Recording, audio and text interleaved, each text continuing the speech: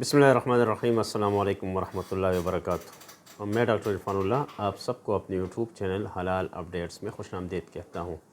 Dear viewers, हमने सिलसिला शुरू किया था शराब और इसके साथ जो दूसरे अशरबा हैं यानी नशा आवर अशिया के हवाले से, और फिर इसके साथ जो अल्कोहल है, हमारे जो रूटीन के बहुत सारी चीज़ें ऐसी हैं जिसको हम इस्तेमाल करते हैं और उसमें अल्कोहल का इस्तेमाल होता है। तो इसके हवाले से हमने पहले एक लेक्चर में कुछ तारीफ़ात वग़ैरह आपके साथ शेयर की थी। आज मैं आपको जो अशरबा हैं यानी जो बेवरेजेस हैं उसके हवाले से बताना चाहता हूँ। तो सबसे पहले तो ये जान लें कि अशरबा शराब की जमा है और अरबी में हर माए और पी जाने वाली चीज़ को शराब कहते हैं, जिसकी जमा अशरबा आती है। और अंग्रेज़ी में जितनी भी लिक्विड्स होते हैं या बेवरेजेस होते हैं उन सब को शराब कहा जाता है और ये सब शराब के ज़िमन में आते हैं। अब ये जो अशरबा है या शराब है तो इसकी दो किस्में हैं। एक को कहते हैं अशरबा मुहल्लला और दूसरे को कहते हैं अशरबा मुहर्रमा। अशरबा मुहल्लला से मुराद वो शराब यानी वो पी जाने वाली चीज़ है जो कि हलाल हो, लेकिन हमारे यहाँ पे चूँकि उसके हवाले से हमारी डिस्कशन नहीं होगी, क्योंकि जो चीज़ पी जाती है और वो हलाल है, इन उसमें कोई हराम अज्जा शामिल नहीं है। मिसाल के तौर पे आम जो हम मशरूबात रोज़मर्रा तौर पे हमारी रोज़मर्रा रूटीन में हम उसको पीते हैं, फ़र्ज़ कर रूह अफ़ज़ा का शरबत है या ऐसी किसी ने शरबत बना लिया या मुख्तलिफ़ जो कोल्ड ड्रिंक्स हैं, तो हम जब उसके पीते हैं तो उसमें कोई हराम चीज़ें नहीं होती, तो इसको अशरबा मुहल्लला कहा जाता है। दूसरी नंबर पे जो इसकी किस्म है तो वो है अशरबा मुहर्रमा। अशरबा मुहर्रमा से क्या मुराद है? तो अशरबा मुहर्रमा से हर वो माए चीज़ जो मुस्किर हो और नशा आवर हो। उर्दू में इसको शराब भी कहा जाता है और वो क्या है, यानी हर वो चीज़, हर वो पीने वाली चीज़ जिसकी वजह से कोई भी शख्स नशा हो सकता हो या उस पे नशा वाली कैफियत तारी होती हो, जिसकी वजह से उसका अक्ल काम करना छोड़ जाए, तो इसको कहते हैं अशरबा मुहर्रमा। अभी जो ये अशरबा मुहर्रमा है तो इसकी दो किस्में हैं। अशरबा मुहर्रमा की फिर दो किस्में हैं। एक है अशरबा मुहर्रमा की वो किस्म, यानी वो शराबें जो तमाम उलमा के हाँ मुत्तफ़क़ा तौर पे वो हराम है, इसको कहते हैं अशरबा मुहर्रमा मुत्तफ़क़ुन अलैह, कि वो पीने वाली चीज़ें जो तमाम फ़ुक़हा के हाँ वो हराम है।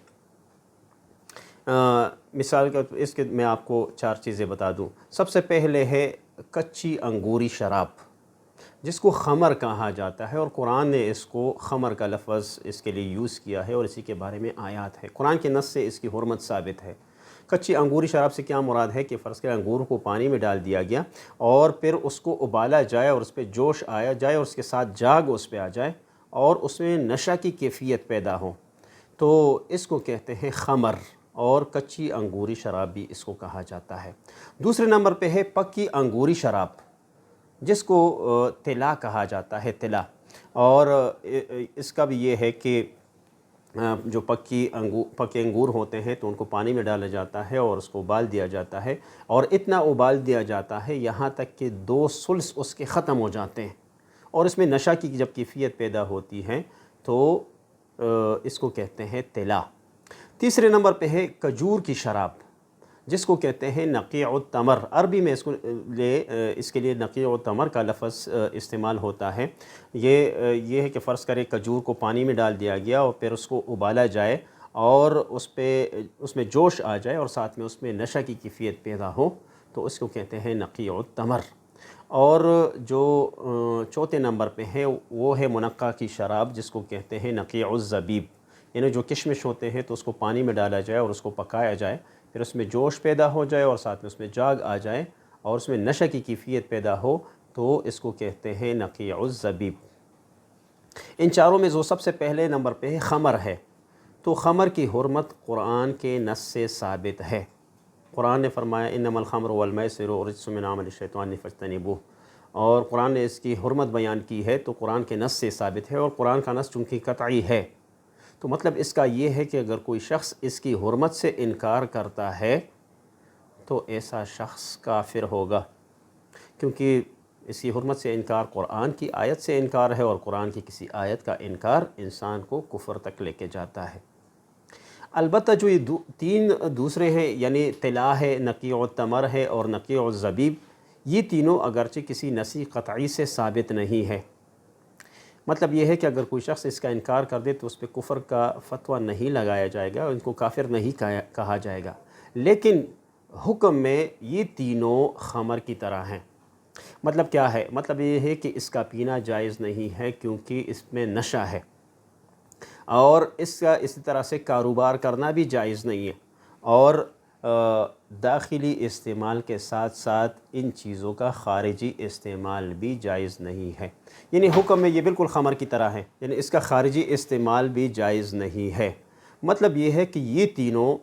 بالکل خمر کی طرح حکم میں ان کے ساتھ ہے اور ایک ہی جیسے ہیں، صرف اور صرف چونکہ ان کا ثبوت قطعی دلائل سے نہیں ہے، اور جو خمر ہے تو اس کا ثبوت قرآن کے نص قطعی سے ہے۔ اشربہ محرمہ میں جو دوسری قسم ہے وہ ہے مختلف فی حرام شرابے، یعنی وہ بیوریجز یا وہ پینے والی چیزیں جس کے بارے میں علماء کا اختلاف ہے۔ مثال کے طور پہ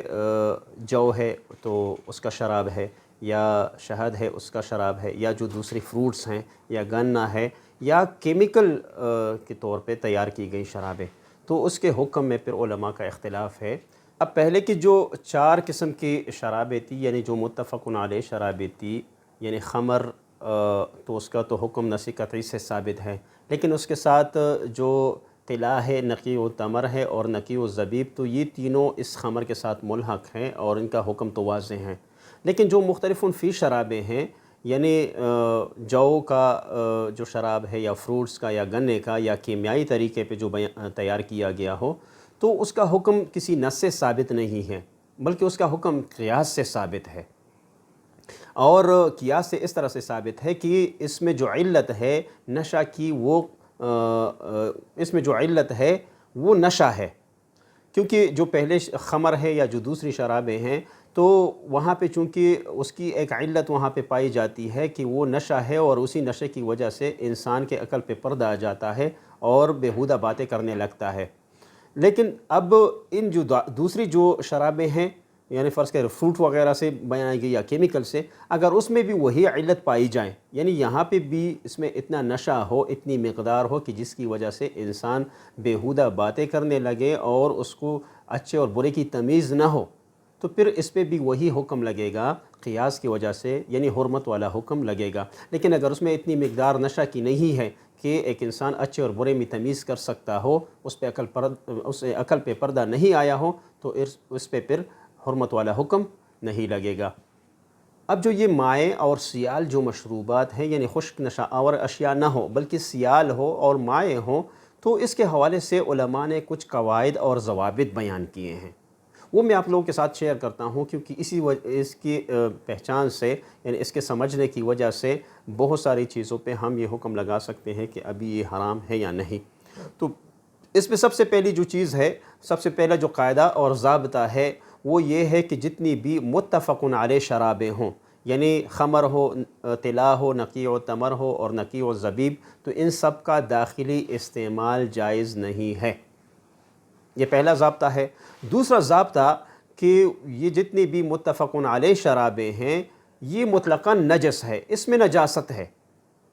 نجاست کا مطلب کیا ہے کہ داخلی استعمال تو اس کا جائز نہیں ہے، تو جب داخلی استعمال جائز نہیں اور یہ نجس ہے تو پھر خارجی استعمال بھی ان کا جائز نہیں ہے، کیونکہ کسی بھی انسان کے لیے نجس اشیاء اپنے بدن پہ لگانا اس کے لیے جائز نہیں ہے، کیونکہ اس کے پورے بدن اور پورے کپڑے وغیرہ سارے نجس ہو سکتے ہیں۔ تو یہ چونکہ نجس ہے تو نجاست کی وجہ سے ان کا خارجی استعمال بھی جائز نہیں ہوگا۔ تیسرا جو ضابطہ ہے وہ یہ ہے کہ جتنی بھی متفق علیہ شرابیں ہیں، یعنی خمر ہے، طلا ہے، نقیع التمر ہے یا نقیع الزبیب ہے، تو ان سب کا خرید و فروخت اور ان کا کاروبار کرنا بھی جائز نہیں ہے۔ چونکہ جب یہ حرام ہے تو حرام چیزوں کا اسلام میں کاروبار منع ہے۔ چوتھا جو ضابطہ ہے وہ یہ ہے کہ فرض کرے اگر کوئی غیر مسلم ہے، نان مسلم ہے، فرض پاکستان میں وہ رہ رہا ہے اور وہ کاروبار کرنا چاہتا ہے شراب کا، یا کسی نان مسلم کنٹری میں کوئی مسلمان ہے اور وہ کسی کافر کے لیے شراب کا کاروبار کرنا چاہتا ہے، یعنی اس کے لیے اس کے باقاعدہ ٹرانسپورٹیشن کرتا ہے یا اس کی ایک جگہ سے دوسری جگہ پہ اس کو اس کی ٹرانسپورٹ کرتا ہو یا ایک جگہ سے دوسری جگہ لے کے جا رہا ہو، تو صاحبین یعنی امام ابو یوسف و امام محمد رحمۃ اللہ علیہ کے لیے کسی مسلمان کے لیے اس کی نقل و حمل بھی جائز نہیں ہے، یعنی چونکہ وہ حرام چیزیں ہیں تو مسلمان کسی حرام کاروبار میں ملوث نہیں ہو سکتا۔ پانچواں جو ضابطہ ہے تو وہ یہ ہے کہ نشہ آور اشیاء جو مطلقاً متفق علیہ جو شرابیں ہیں ان کے علاوہ جو دوسرے نشہ آور اشیاء ہیں، مائع اور جو لیکوڈ ہیں، تو ان کی اتنی مقدار جس سے نشہ ہوتا ہو تو وہ اس کا استعمال بھی داخلی اور خارجی استعمال بھی ان کا ناجائز ہے، اور ساتھ میں اگر کسی شخص نے ان مشروبات کو پیا تو اس میں باقاعدہ حد بھی لاگو ہوگا، اگرچہ یہ متفق علیہ شرابیں نہ ہوں، لیکن جب اس میں حرمت کا حکم لگا تو حرمت کے حکم کی وجہ سے پھر ایسے شخص پہ حد بھی جاری ہوگا۔ چھٹا اور آخری نمبر کا جو ضابطہ ہے وہ یہ ہے کہ نشہ آور مشروب اگر قطعی حرام شرابوں یعنی متفق علیہ شرابوں کے علاوہ ہو تو اس کی اتنی کم مقدار جس سے نشہ نہ ہوتا ہو تو پھر اس کو قوت حاصل کرنے کے لیے یا کھانا ہضم کرنے کے لیے یا علاج کی غرض سے ان کا پینا جائز ہے۔ ہاں اگر اس کی اتنی مقدار ہو جس سے نشہ ہوتا ہو تو پھر اس کو جائز نہیں، اس کا پینا جائز نہیں ہے۔ ہاں لیکن اگر فرض کرے اس کی کم مقدار ہے اور کوئی شخص اس کو لہو لعب کے لیے ایسی مزے کے لیے اس کو پی رہا ہے، یعنی لہو کے لیے استعمال کر رہا ہے، تو پھر اس کا استعمال بھی جائز نہیں ہے۔ اور لہو سے کیا مراد ہے؟ لہو لعب سے مراد یہ ہے کہ کوئی چیز اگر آپ لذت کے لیے پینا چاہتے ہیں تو لذت وہ منع نہیں ہے، لیکن لہو سے مراد ایسی چیز ہے کہ جس پہ خود معصیت ہو، گناہ ہو یا گناہ کی طرف کوئی چیز لے کے جانے والی ہو، تو اس سے لہو سے مراد یہ ہے کہ لہو کے لیے پینا جائز نہیں ہے۔ محض کسی نے لذت کے لیے کوئی ایسی چیز پی تو کوئی بات نہیں ہے۔ ہاں یہاں پہ ایک اہم بات میں آپ کو بتا دوں، اور وہ یہ ہے کہ جتنی بھی متفق علیہ شرابیں ہیں اگرچہ اس کا نہ داخلی استعمال جائز ہے نہ خارجی، اور اس پہ باقاعدہ حد بھی مقرر ہے، لیکن اس ایک صورت مستثنیٰ ہے، استثنائی صورت ہے، اور وہ یہ ہے کہ اگر خمر ہے یا طلا ہے یا نقیع تمر ہے یا نقیع زبیب ہے، تو اگر اس کا سرکہ بنا لیا گیا تو احناف کے ہاں باقاعدہ پھر چونکہ یہ شراب نہیں رہا، یہ سرکہ بن گیا، تو پھر سرکہ کا کھانا اور پینا بالکل جائز ہے، بالکل وہ حلال ہے۔ سرکہ پہ انشاءاللہ ہم ایک مستقل لیکچر انشاءاللہ یہاں پہ کریں گے، اور پھر انشاءاللہ اس کے جتنی بھی احکامات ہیں وہ واضح کریں گے۔ امید ہے آپ کو آج کی ویڈیو میری اچھی لگی ہوگی۔ اگر آپ کو یہ ویڈیو اچھی لگی ہے تو لائک اور سبسکرائب کرنا نہ بھولیے گا، اور ساتھ میں اپنی قیمتی آراء ہمیں کمنٹس باکس میں ضرور بتائیے گا۔ اگلے ویڈیو میں پھر ملتے ہیں، تب تک کے لیے اللہ حافظ۔